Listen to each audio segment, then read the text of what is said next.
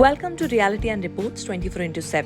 आज हम आपको बताएंगे कि कैसे भारत की बूमिंग इकोनॉमी और बढ़ती ऑफिस स्पेस की डिमांड ने उसे ग्लोबल इन्वेस्टर्स के लिए अट्रैक्शन का सेंटर बना दिया है। ऐसे में अब सवाल उठने लगे हैं कि क्या भारत का रियल एस्टेट सेक्टर चीन के प्रॉपर्टी मार्केट को पीछे छोड़ पाएगा। इन सवालों में ये भी छिपा है कि इस रेस में क्या चैलेंजेस हैं और क्या अपॉर्चुनिटीज।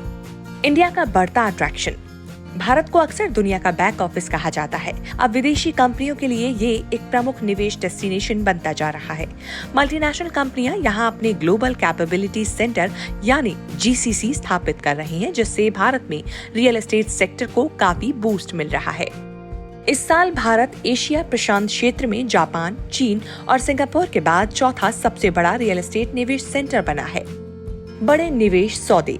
हाल ही में हुए कई बड़े सौदों ने भारत की रियल एस्टेट इमेज को मजबूत किया है। मिसाल के तौर पर सिंगापुर की GIC और जेंडर ग्रुप ने हैदराबाद के वेव रॉक सेज में 100% हिस्सेदारी खरीदी। इसी तरह जापान की डाइबीरू कॉरपोरेशन ने दिल्ली के पास एक ऑफिस प्रोजेक्ट में $123.5 मिलियन का निवेश किया। दिल्ली में कनाडा की ब्रुकफील्ड एसेट मैनेजमेंट ने भी कई ऑफिस और रिटेल प्रॉपर्टीज में पैसा लगाया है।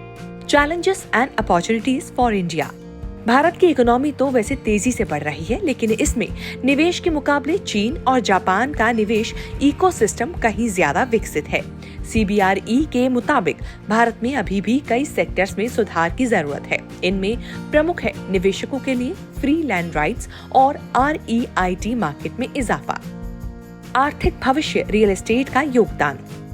अगले कुछ साल में भारत का दुनिया की तीसरी सबसे बड़ी अर्थव्यवस्था बनने का अनुमान है और 2030 तक इसका रियल एस्टेट सेक्टर GDP में 14 से 20% तक योगदान दे सकता है।